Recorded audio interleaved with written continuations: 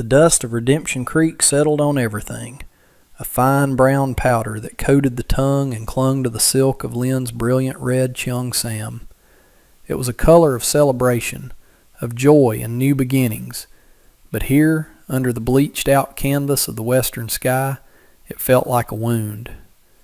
She stood alone beside her single wooden trunk, a splash of impossible crimson against the monochrome palette of the town. The stagecoach that had carried her for the final, bone-jarring leg of her journey was already a shrinking silhouette on the horizon, taking with it the last familiar scent of the world she knew. She clutched the letter in her hand. The paper softened and creased from 1,000 readings. It was a promise, signed by a man named Franklin Reed, a man who had written of a new life, a partnership, a future built on the raw, promising soil of America. Her heart, a frantic bird in her chest, beat a rhythm of hope against the cage of her ribs. Then she saw him. He was handsomer than his photograph, with a confident smile and eyes the color of a summer sky. He strode towards her from the saloon, and for a fleeting, beautiful moment her hope solidified into certainty. This was him. This was her future. He stopped a few feet from her, his smile faltering as his gaze swept over her, from the intricate coils of her dark hair to the delicate embroidery of phoenixes on her dress. The appreciation in his eyes curdled into something else, something sharp and assessing. A murmur rippled through the small crowd of onlookers who had gathered, the blacksmith wiping his hands on his apron, the women peering from the shaded porch of the general store. "You're Lynn?" Franklin Reed's voice was not unkind, but it was laced with a confusion that felt like a slap. She nodded, offering a small, rehearsed bow. "I am Lynn. It is an honor to meet you, Mr. Reed." He laughed, a short, sharp sound devoid of humor. He looked over his shoulder at his friends lounging by the saloon doors, then back at her. "There's been a mistake," he said, loud enough for everyone to hear. The words hung in the thick, hot air. A mistake? Her mind raced, trying to find purchase. Had she come on the wrong day? Was this not Redemption Creek? He took a step closer, lowering his voice to a conspiratorial whisper that was somehow more humiliating than a shout. "The photograph. It didn't do you justice. Not at all." He shook his head, a look of profound inconvenience on his handsome face. I was expecting someone plain, sturdy, someone who looks like they can handle the work."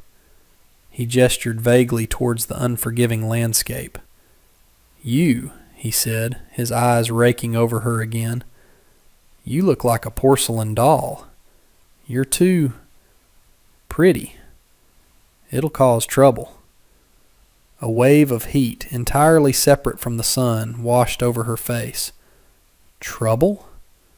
Her beauty, something her mother had always called a gift, was being presented as a defect, a liability.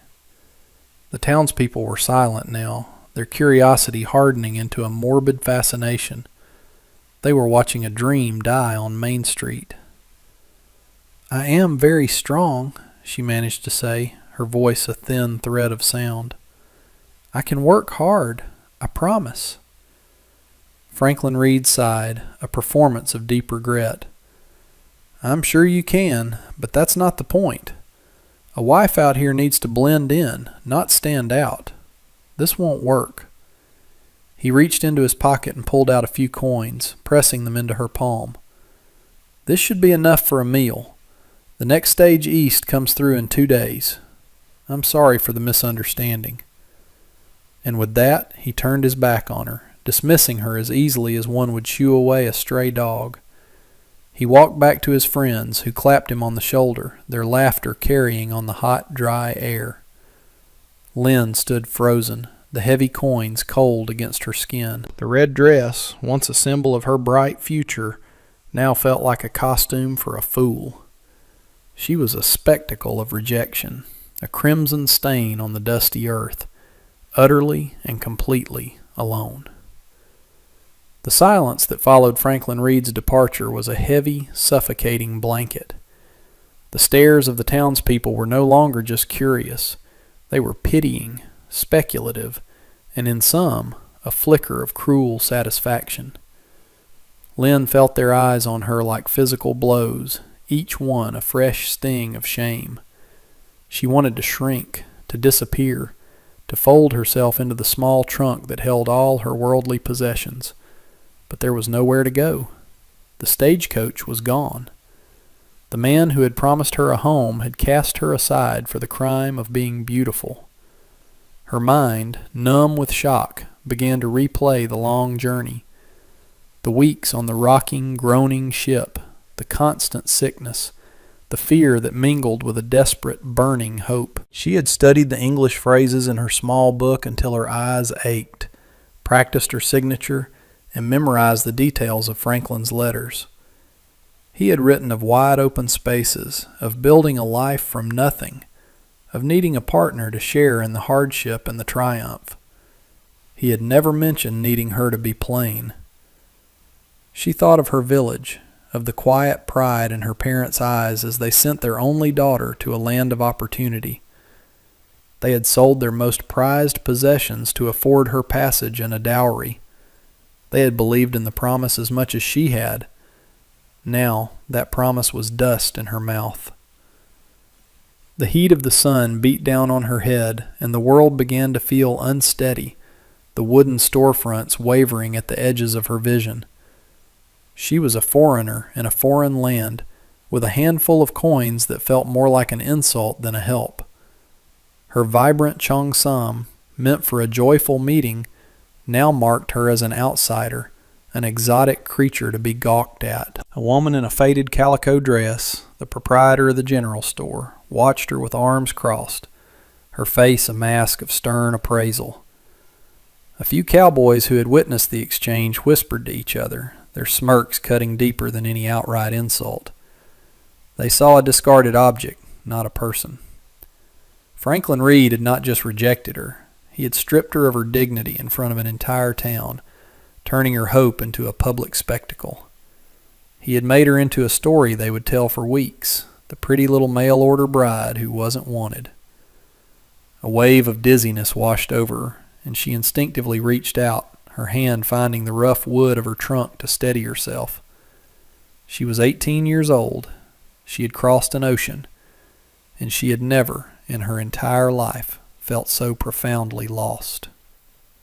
The town of Redemption Creek, which had sounded so full of hope in the letters, now felt like a prison with no walls. Every direction she looked, she saw only endless, unforgiving land and the hard, unyielding faces of strangers. The future, once a bright and shining path, had vanished, leaving her standing at a cliff's edge with nowhere to step. From the cool shadows of the livery stable, Nathaniel Blackwood had watched the entire sordid affair. He had seen the hope in the young woman's posture as she waited, a fragile flame in the harsh sunlight. He had seen the casual cruelty in Franklin Reed's dismissal, a performance for the town's gossips. Nathaniel was not a man for public displays. He owned the largest ranch in the valley, a sprawling territory that kept him isolated by choice and by necessity. He came to town only when required. His presence often met with a mixture of respect for his wealth and suspicion for his solitude.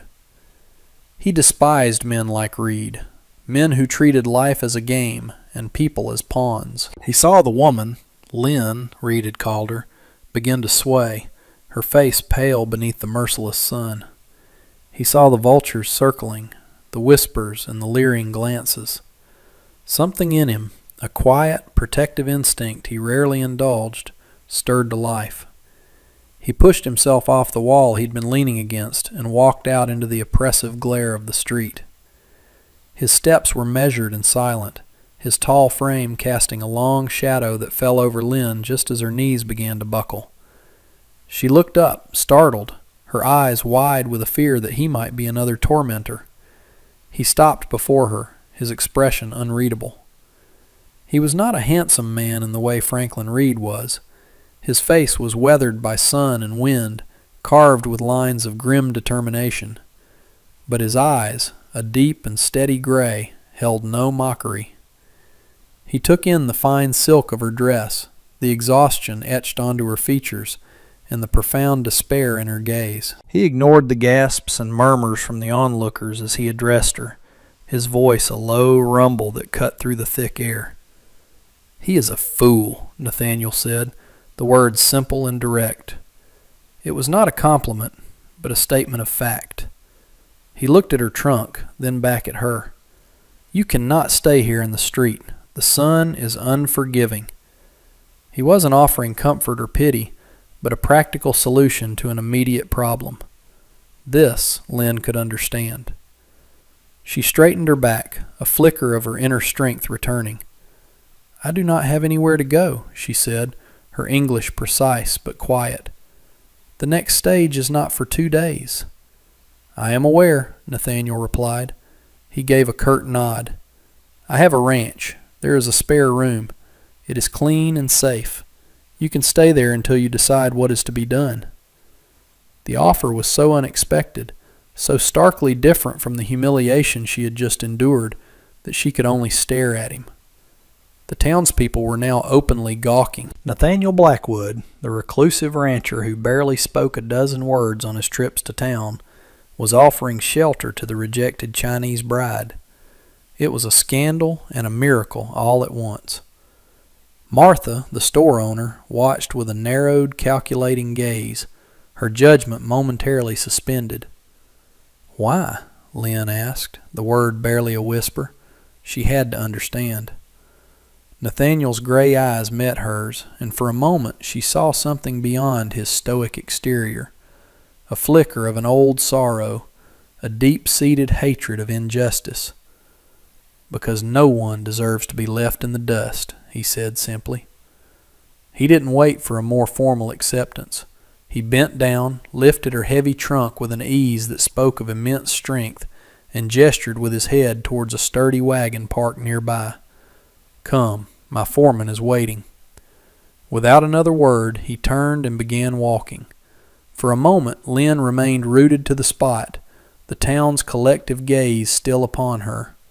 Then she made a choice. She took a deep breath, lifted her chin, and followed the tall, silent stranger, leaving the whispers and the shame of Redemption Creek behind her. Her future was no longer a shining path, but a single set of footprints in the dust, leading into the unknown. The news of Nathaniel Blackwood's intervention spread through Redemption Creek faster than a prairie fire. By nightfall, Franklin Reed was no longer the man who had wisely avoided a bad match, but the man who had been implicitly condemned by the valley's most powerful rancher. His pride, already inflated by his public performance, was now deeply wounded. He sat in the saloon, nursing a glass of whiskey as his friends tried to placate him. "Don't you worry about Blackwood," one of them slurred. "He's a strange one. Probably just felt sorry for the girl." But Franklin knew it was more than that. Blackwood's quiet act of defiance was a judgment. It made Franklin look cruel and small, and he couldn't stand it. His charisma was his currency in this town, and Blackwood had devalued it with a single, simple action. The next morning he began his campaign to reclaim his narrative. He started at the general store, leaning against the counter as Martha tallied up his purchases. "It's a shame about that business yesterday," he began, his tone dripping with false sincerity. "I truly am. But the girl, she wasn't what was advertised in the letters. She was deceptive." Martha paused, her pencil hovering over the ledger. "Deceptive how, Franklin? She looked exactly like the photograph you showed me, only prettier." Franklin waved a dismissive hand. "That's just it. It's a trick. They send these pretty delicate ones who look like they can't lift a feather. They get here, and they're useless for a frontier wife. They expect to be waited on. I saved myself a lifetime of trouble." He began to embellish the story, painting himself as the victim of a bait-and-switch scheme. He told the blacksmith she had demanded money the moment she arrived. He told the men at the saloon that she had looked at the town with disdain, as if it were beneath her. He twisted his shallow reasoning. she's too pretty, into a prudent, justifiable act of self-preservation. And now she's up at the Blackwood place, he'd say, shaking his head with mock concern. You know how he is. A man like that, alone with a woman like her. It's not right. It's not decent. She'll be trouble for him, you mark my words. He was planting seeds of suspicion, playing on the town's inherent prejudice and their wariness of the reclusive rancher. He needed to poison the well, to turn Lynn from a victim into a problem, a seductress, a foreign complication in their simple lives. His humiliation festered, turning into a possessive sort of rage. She was supposed to be his to accept and his to reject. Blackwood's interference had stolen his power, his control over the story. He couldn't let it stand. His resentment began to focus on Nathaniel, but its sharpest point was aimed at Lynn. He had cast her off, yet she had landed somewhere safe. It felt like a personal affront. That afternoon he rode his horse out on the trail that led towards the Blackwood ranch, stopping at the edge of the property line. He stared at the distant homestead, a fortress of solitude in the vast expanse. She was in there. The porcelain doll he had rejected was now under the protection of the one man in the valley he couldn't intimidate. The injustice of it burned in his gut. He had made her into nothing, and Nathaniel Blackwood was threatening to make her into something. He wouldn't allow it. The Blackwood ranch was an island of order in a sea of wild, untamed land. The main house was built of dark, sturdy timber and riverstone, solid and unpretentious. A weathered porch wrapped around it, offering shade from the relentless sun. Compared to the ramshackle buildings of Redemption Creek, it felt like a palace. Nathaniel led Lynn to a small, clean room at the back of the house. It contained a simple bed with a handmade quilt, a washstand with a pitcher and bowl, and a single window that looked out onto a vast, rolling pasture. It was more than she could have hoped for. You will be safe here, he said, setting her trunk down. My foreman, Samuel, and his wife live in the small cottage by the barn. You will not be alone. He paused at the door, his hand on the frame. Rest. We will speak tomorrow. Then he was gone, leaving Lynn in a silence that felt blessedly different from the one in town. This was a silence of peace, not judgment. For the first few days she barely saw him. She kept to her room, venturing out only when she was sure he was gone, to the kitchen where Samuel's wife, a quiet woman named Clara, would leave a plate of food for her. Slowly, cautiously, Lynn began to explore her sanctuary. She found a small, neglected patch of earth near the house, where a few hardy herbs struggled to survive. With tentative care, she began to tend to it, her fingers finding comfort in the solid feel of the soil. It was a small act of creation in the wake of her life's destruction. One evening, as the sun bled orange and purple across the horizon, Nathaniel found her there, kneeling by the small garden. She had been so absorbed in her work she hadn't heard him approach. She looked up, startled, a smudge of dirt on her cheek. He said nothing for a long moment, his gray eyes taking in the careful way she had weeded and watered the thirsty plants. My mother planted that garden, he said, his voice softer than she'd ever heard it. She said a home needs roots, same as people. Lynn looked down at the small green shoots. They are very resilient, she whispered. They want to live. Nathaniel looked at her, truly looked at her, and saw not the rejected bride in the scandalous red dress, but a young woman of quiet, formidable strength. He saw the same resilience she admired in the plants. A few days later, a wagon rattled up the path. It was Martha from the general store, her face set in its usual stern lines. She was there to deliver supplies, but her true purpose was clearly investigation. She found Lynn on the porch, mending one of Nathaniel's shirts with stitches so fine they were nearly invisible. "Heard you landed on your feet," Martha said, skipping any pleasantries. She handed Lynn a small cloth-wrapped bundle. Brought you something. Every woman needs a proper sunbonnet in this country. That fancy hair of yours will fry otherwise." Lynn took the gift, surprised. "Thank you." Martha grunted, her eyes sharp and assessing. "Nathaniel Blackwood is a good man, a quiet man. He carries burdens you wouldn't understand. Don't you go causing him any trouble." It was a warning, but it lacked the malice of Franklin's gossip. It was the cautious advice of someone who, in their own way, cared. "I would not," Lynn replied earnestly. "He has shown me great kindness." Martha seemed to find the answer acceptable. She gave a curt nod. "See that you don't forget it." As she left, Nathaniel came out onto the porch. He and Martha exchanged a look of long, silent understanding. He watched her wagon disappear, then turned his gaze to Lynn, who was holding the simple, practical sunbonnet as if it were a precious jewel. It was the first gift she had received in this new land, a symbol of belonging, however tenuous. A small, almost imperceptible smile touched Nathaniel's lips. The roots, he thought, were beginning to take hold. Franklin Reed's campaign of whispers and lies began to bear bitter fruit. In a town as small as Redemption Creek, gossip was a powerful currency, and he was spending it lavishly. He painted a picture of Lynn as a cunning opportunist and Nathaniel as a fool being manipulated by a beautiful foreigner. He played on the deepest fears of the community, the fear of the unknown, the suspicion of outsiders, and the simmering resentment towards a man as wealthy and aloof as Nathaniel Blackwood.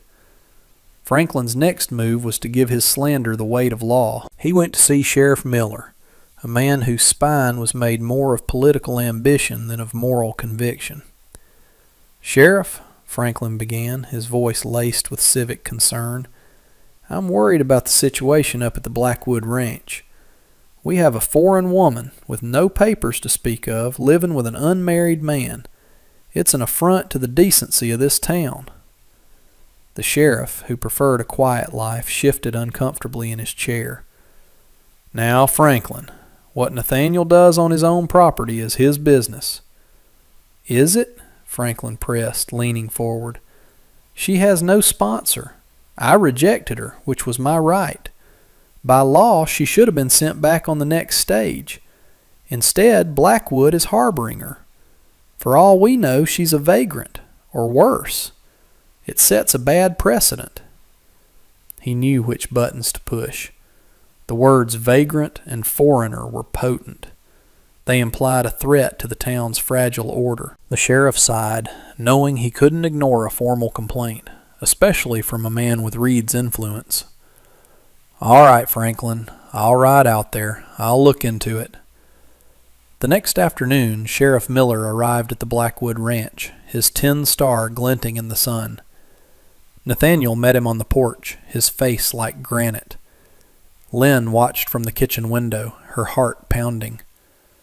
"Nathaniel," the sheriff started, avoiding his eyes, "I'm here on official business. There's been a complaint filed about your guest." "A complaint," Nathaniel stated, his voice flat and cold. "Filed by Franklin Reed, I imagine."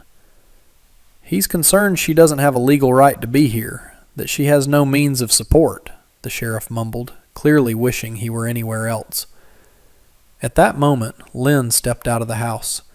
She had changed from her cheongsam into a simple dress of borrowed calico. She stood beside Nathaniel, her posture straight, her expression composed, though fear swam in her eyes. Nathaniel didn't even look at her, but she felt the protective solidity of his presence beside her. He addressed the sheriff, but his words were a clear message to the whole town. "Miss Lynn is not a guest," Nathaniel said, his voice ringing with authority. "She is an employee. I have hired her as a housekeeper for the ranch. She earns a fair wage and is under my protection. You can inform Mr. Reed that his concern is entirely misplaced." The sheriff was taken aback. This was a clean, legal arrangement he couldn't dispute. An employer-employee relationship, while unusual in these circumstances, was perfectly legitimate. He had no grounds to interfere. "A housekeeper," the sheriff repeated. relieved to have a simple answer to take back to town. "Right. Well, that settles that, then." He tipped his hat awkwardly. "Sorry to have troubled you, Nathaniel." "Ma'am."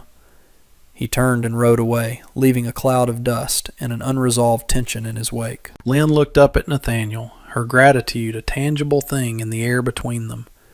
He had not only sheltered her, he had given her a legitimate place in this world, a shield against the poison Franklin Reed was spreading. But they both knew this was only a temporary solution. Franklin's malice was not so easily thwarted. He had forced Nathaniel's hand, pushing their private arrangement into the public sphere and raising the stakes for everyone involved. The quiet sanctuary of the ranch suddenly felt much more vulnerable. The confrontation Franklin Reed had been engineering finally came to a head on a sweltering Saturday afternoon. Nathaniel needed supplies, and for the first time he asked Lynn to accompany him to town. It was a calculated move, a quiet declaration that she was not someone to be hidden away in shame. As they walked down Main Street towards the general store, a hush fell over the town. People stopped to stare. Lynn, wearing her new sunbonnet and the simple calico dress, walked with a quiet dignity, her eyes fixed forward, but she could feel the weight of their scrutiny. Franklin Reed, who had been drinking in the saloon with his cronies, saw them through the swinging doors. It was a public challenge he could not ignore. He swaggered out into the street, blocking their path. His face was flushed with whiskey and rage. "Well, look what we have here," he sneered, his eyes locking on to Lynn. "The housekeeper. Taking a stroll with your employer, are you? Or is it more than that?" Nathaniel placed a steadying hand on Lynn's arm, his body language a clear warning. "Step aside, Reed." But Franklin was too far gone in his arrogance to heed it. He lunged forward, grabbing Lynn's other arm. His grip was brutal. "Tell me, did you learn housekeeping on the boat ride over? Is that what they're calling it these days?" he hissed, his face close to hers. "See, I told you all she was trouble. A pretty little doll with nothing inside but schemes." The townspeople watched, frozen in a mixture of horror and fascination. This was the ugly climax they had all been waiting for. Nathaniel's face was a thundercloud, his fists clenched. But before he could act, something shifted in Lynn. She did not cry out or struggle. Instead, she stood perfectly still and looked directly into Franklin Reed's eyes. The fear was gone, replaced by a cold, clear fire. Her voice, when she spoke, was not loud, but it cut through the charged silence with the clarity of a bell. She said a single, sharp phrase in her native tongue, the words unfamiliar, but their intent unmistakable. Then she translated, her English slow and deliberate for all to hear. "A person's worth is not in their face," she said, her gaze unwavering. "It is in their heart. Yours is empty." The simplicity and power of the rebuke struck the crowd like a physical blow. Franklin, stunned by her defiance, momentarily loosened his grip. In that instant she pulled her arm free. The sheer force of her dignity did what no amount of shouting could have. It shamed him. It exposed his cruelty for what it was, the pathetic blustering of a small, empty man. Just then Nathaniel stepped forward, his presence immense. He didn't raise a hand to Franklin. He didn't need to. He simply moved between him and Lynn, a human shield of unwavering resolve. His eyes swept over the silent, watching crowd, and then he looked down at Lynn, his expression softening with a fierce, protective pride. He made his decision in that heartbeat, understanding that a half measure would no longer suffice. His voice was calm, but it carried the weight of an unbreakable vow. "She is not my housekeeper," he announced, his gaze daring anyone to challenge him. He reached down and took Lynn's hand, his fingers closing around hers in a gesture of profound commitment. "She is to be my wife, and from this moment on, you will not address her. You will not look at her. You will not speak her name again." A collective gasp went through the crowd. It was a checkmate, a marriage proposal delivered as a threat. Franklin Reed stood there, his mouth agape, utterly defeated. He had meant to destroy her, but instead he had forged her a champion and handed her a crown. The ride back to the ranch was steeped in a thick, vibrating silence. Lynn sat beside Nathaniel on the wagon bench, acutely aware of his hand, which had not let go of hers since his stunning declaration in the street. His touch was not possessive, but grounding, a silent affirmation of the promise he had made. The world had irrevocably shifted. The pretense of housekeeper and employer had been burned away in the public square, replaced by something far more complex and binding. When they arrived at the homestead, the setting sun was painting the sky in strokes of fiery rose and deep violet. The beauty of it felt poignant, a quiet benediction on a day of turmoil. Samuel met them at the barn, his face etched with concern. "Word travels fast, boss. Heard what happened in town." Nathaniel simply nodded, his expression grim. "It's done." He helped Lynn down from the wagon, his hand lingering at her waist for a moment longer than necessary. He finally released her hand as they walked onto the porch. The air between them was charged with unspoken questions. Inside the house, the familiar quiet felt different, heavier. Nathaniel lit a lamp, casting a warm, flickering glow across the main room. "I apologize," he said, breaking the silence. "I had no right to say that without asking you. I put you in an impossible position." Lynn turned to face him. In the lamplight she could see the strain around his eyes, the deep conflict within him. He was a man who valued his privacy above all else, and he had just announced his life to the entire town. "You protected me," she said softly. "You gave me a shield when I had none." "It's a shield that will trap you," he countered, his voice rough with emotion. "Reed will not dare to touch you now. The town will have to accept you as Mrs. Blackwood. But it is a life you did not choose." He looked away from her, towards the dark window reflecting their tense tableau. "We don't have to go through with it. I can say it was a heat-of-the-moment lie.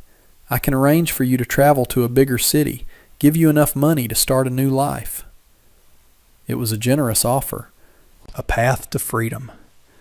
But as Lynn considered it, she felt a surprising and profound sense of loss. The thought of leaving this quiet house, this complicated, honorable man, left a hollow ache in her chest. She had been adrift, and he had been her anchor. Here, in this isolated valley, she had begun to put down roots. "And what of you?" she asked. "The town will call you a liar. Mr. Reed will say he was right about you all along." Nathaniel shrugged, the movement heavy with weariness. "I have never cared for the town's opinion."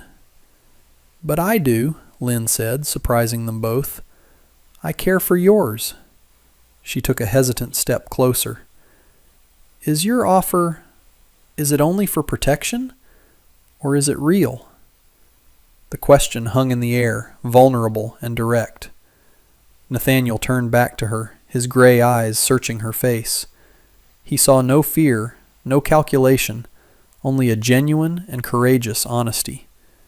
He thought of his solitary life, the years spent building a prosperous ranch that had also become a fortress around his heart. He had been content in his isolation, or so he had told himself.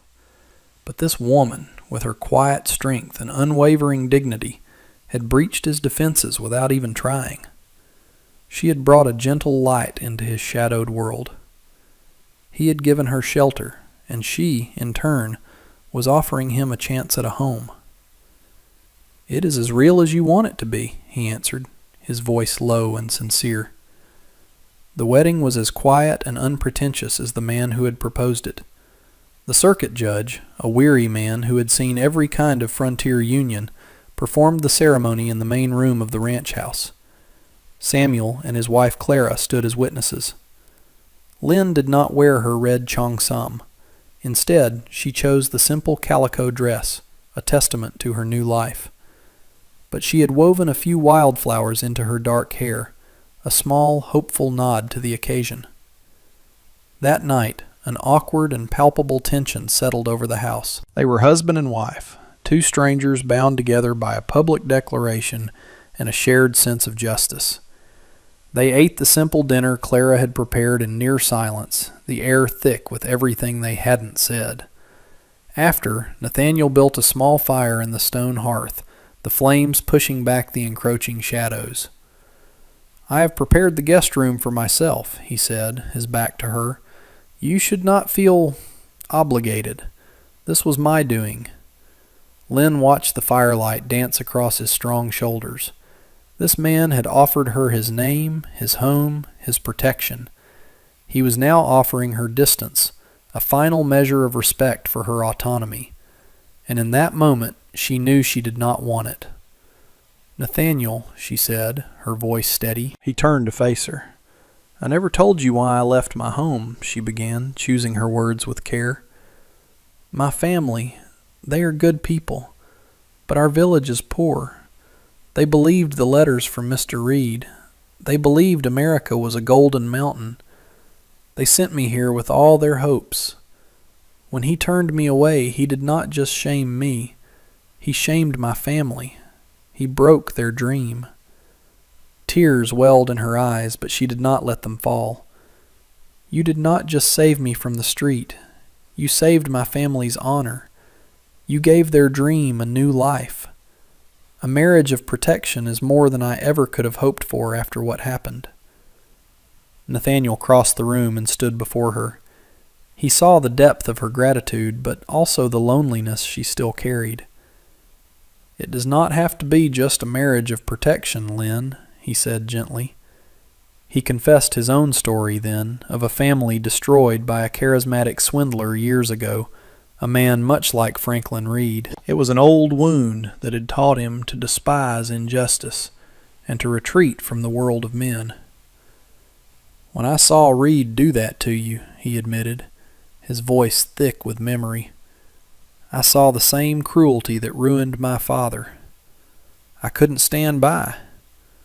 I didn't plan for any of this, but I do not regret it."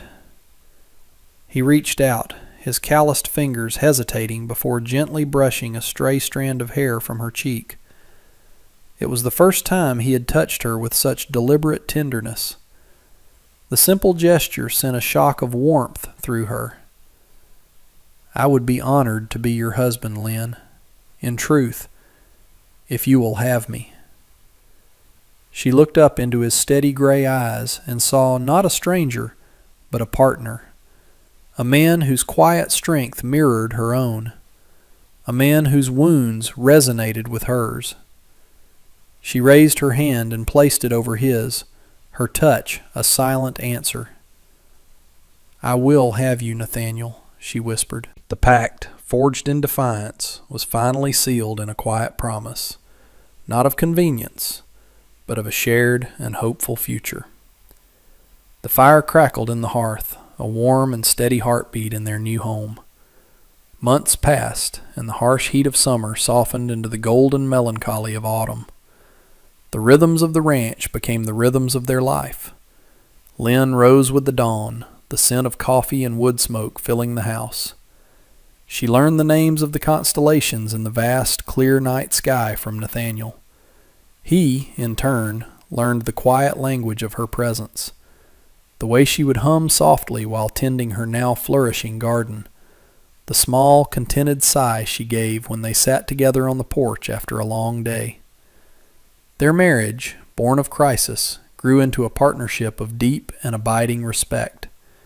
He admired her resilience, the quiet grace with which she navigated her new world.